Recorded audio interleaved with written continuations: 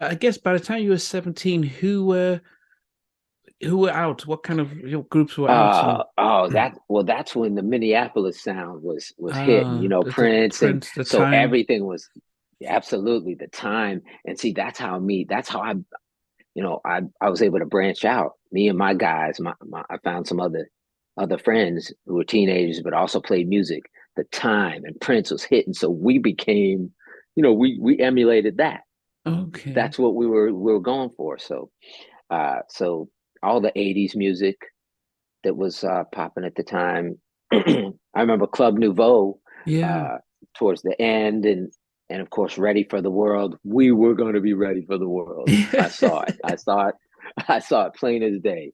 So we were going after that vibe, and but then when hip hop really started hitting, when that late '80s hip hop and New Jack Swing Yeah. is over.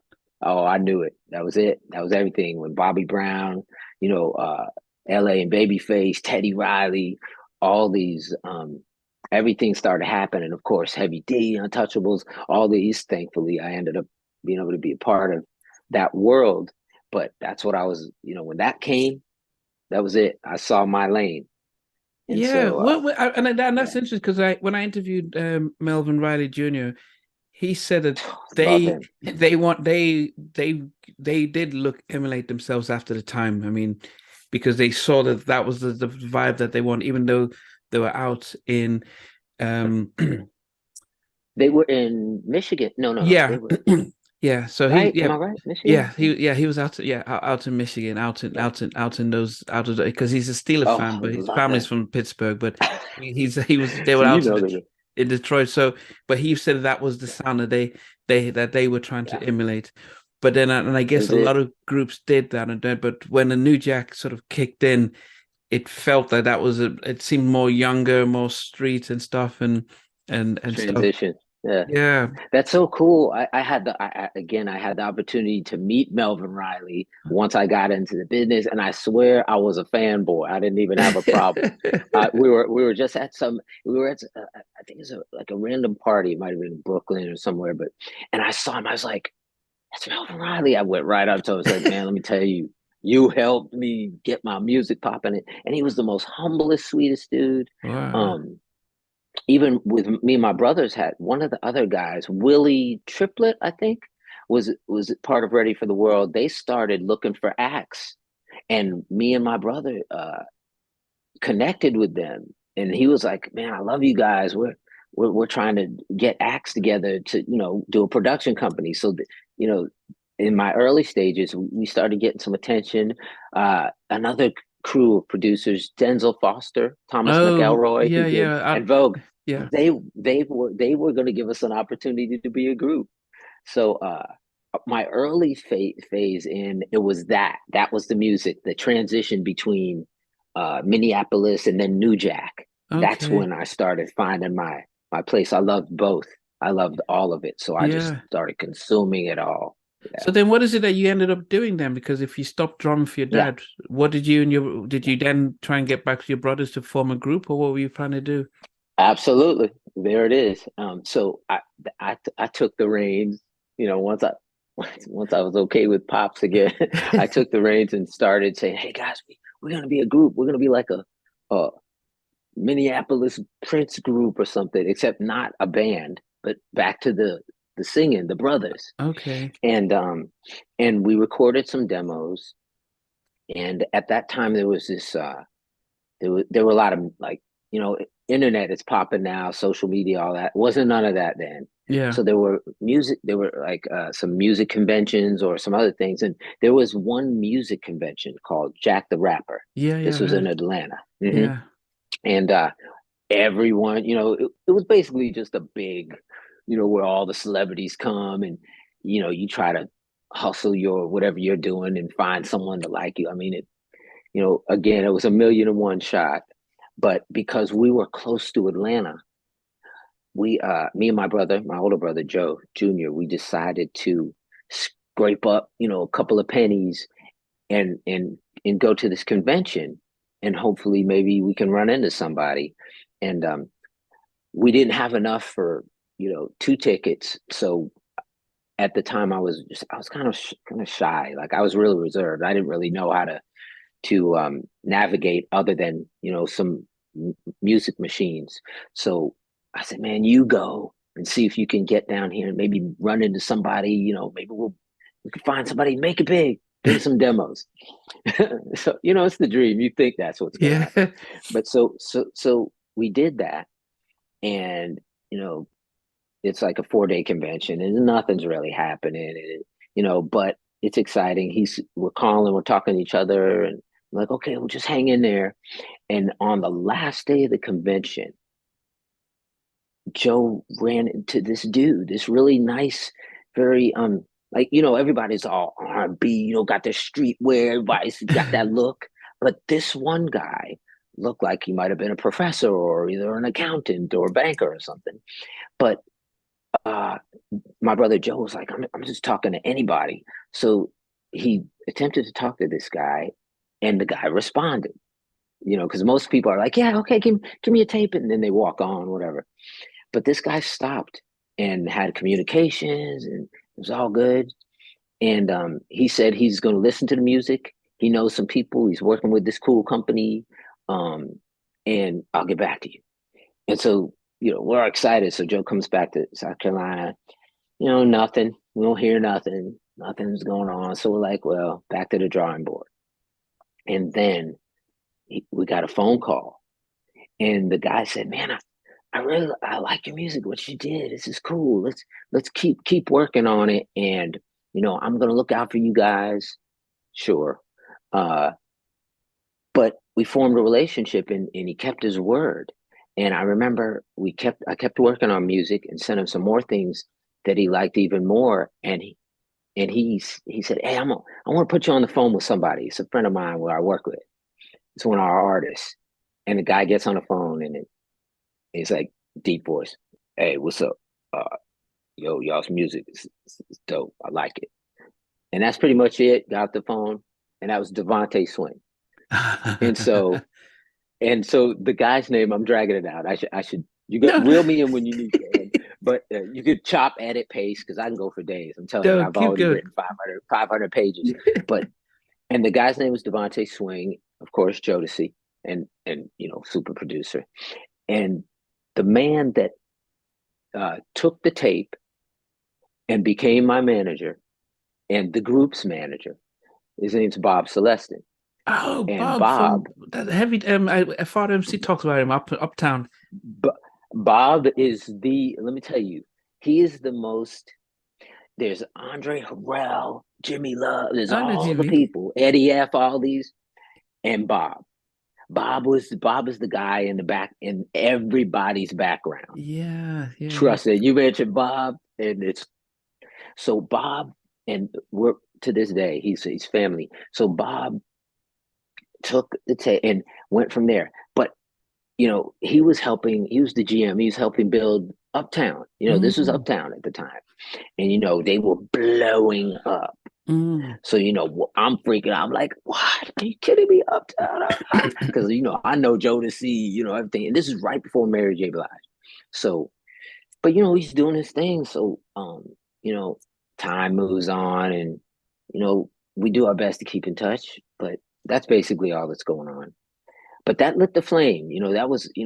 That was enough to keep me motivated. So a year goes by, plenty of things happen in my personal life. I become a single dad. I'm 22 years old. It's crazy. That's a whole nother chapter. But we decided to move. That we're gonna have to make a move. There's nothing gonna happen if we stay in Charleston. And who's we? So me and my older brother Joe, because at that point it was just me and him. It wasn't all four of the brothers. Okay. My one of the younger brothers had moved to Boston. But see, this is good because speaking with him, he said, "Well, come up to Boston. It's 4 hours from New York. At least you can, try and go back and forth, catch the bus, whatever, and make it." So we decided to just get all our stuff in a little car, which is a friend's car, really, and drive up to Boston, way up in north, and hunker down and live on ramen noodles and do whatever you got to do. And but I was just determined. I had enough spark to to believe Mm. that something can happen. So, and stayed in touch with Bob. Bob would always, it was something special about Bob because Bob would always take my calls where, the business. I Yeah, mean, yeah, and I yeah. get that people are busy, whatever, but he would always take the calls and encourage. But that also meant we didn't quite have, you know, The stuff. what it took or what, Yeah. what we needed at least, but that no matter, kept going. And, but I'm rambling, man. I'm telling you, there's No, so no, no, no, much. no, So good, good, if good. you want to, you Just could keep going. throw out any questions. Okay. Just I'm keep sorry. going. I'm rambling because I just remember things so vividly. But Yeah.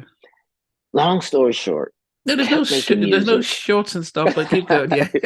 Right. Well, I kept making music. We scraped together to buy this machine. See, because first of all, I'm becoming this producer, but I had no equipment. So how do you do that? So I had a friend, a dear friend, help me get my first keyboard workstation so I could use that to write songs. Mm. So I got that before leaving Charleston, but then that wasn't enough.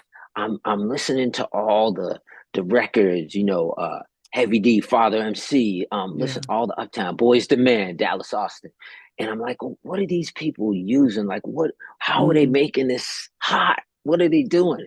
And it's like, oh, sampling. Okay. So I need a sampler. So we scraped together to get this sampler, music maker called an Akai MPC 60. Okay. I got that thing. That was it. Nobody was stopping me. I started, sampling all these records. And this is where classical comes in. I decided for some reason that I was going to sample Mozart. I did Wow. this, man. You hear that now? I heard it on a Tory Lane song. I heard this song. I'm like, man, I did that before you fools was born. I mean, I've been doing that, and so I started making demos and with these records, and my brothers would sing, and then I'd send them to Bob, or we'd send them wherever, Bob would encourage us. But then in Boston, we connected with a guy. What? Oh man, his name was Nate. I forget Nate's last name, but Nate was he was one of the major dudes in the Boston scene. But he also helped co-manage Bobby Brown, Oh. or he ran Bobby Brown's company. Let's put it like that. And he had a guy that was a producer up and coming, and his name at the time, R.I.P. is like one of my brothers. We called him Margu. His name was Ralph Stacy. Ralph produced "In My Bed" for Drew Hill. Wow. So many, like countless artists, and he was a brother. He actually was our first producer. So we did these demos, and there's one song, and I remember it's called "We Just Met." We did the demo. We thought we were still going to be recording artists. Uh, that wasn't happening.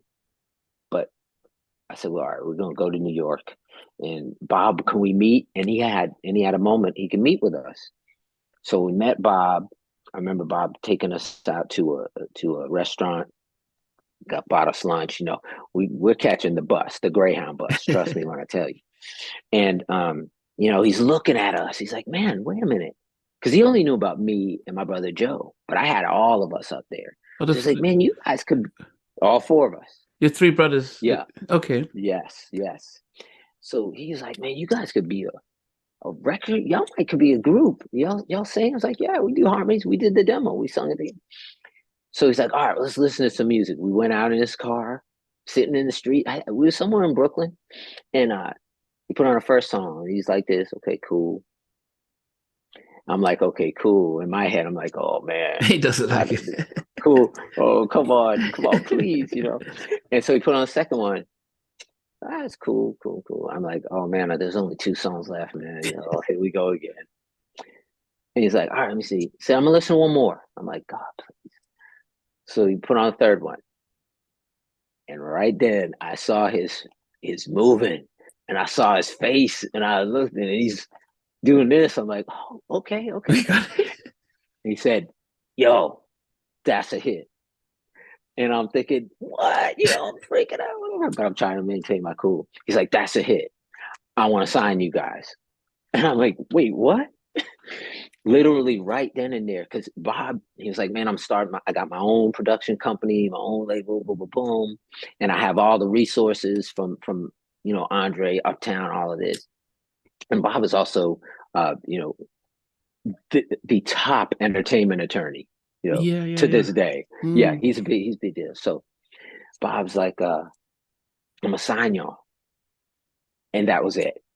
He got paperwork together, we signed, and we put together the idea behind it. So we spent time together. He came to Boston, we became boys, we became friends. And he learned about my background, he learned about the family, and he's looking at us and he's like, wait a minute, you guys, we need to do this, and we need to talk about this. We need to bring the culture into the different dynamics with you guys' interracial background. He was ahead of the game. And he said, and we were talking about Redbone, this and that, because that's a term for usually used with girls, but Redbone, light skin, whatever. Okay. So he's like, that's what we're going to call y'all. Y'all Redbone.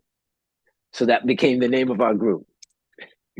So let me see if I can jump to it. So put in where he says, y'all give me a year. I'm gonna get us a deal. And we grinded. The thing is, Bob knew everybody. Bob can get a meeting with anybody. We ended up meeting with every record company, performing right then and there on the spot. We did this and we grinded. We got a lot of favorable feedback, but nobody bit. At the time there was again, Jodeci, Boyz II Men, Mary J was popping, all these, the R&B, hip hop was, everything was hitting. We were some light skin, whatever. We didn't have all the. I'm just being honest. We didn't. Yeah. It wasn't the look. It wasn't what was hitting. It was different. Yeah. So nobody was really, but Bob was convinced. Hey, thanks for watching. Please remember to like, comment, share, and subscribe. But also check out our membership, which is a good way of getting some exclusive videos and actually long videos from day one. But thanks again for watching. Look forward to seeing you again. Thanks. Sweet.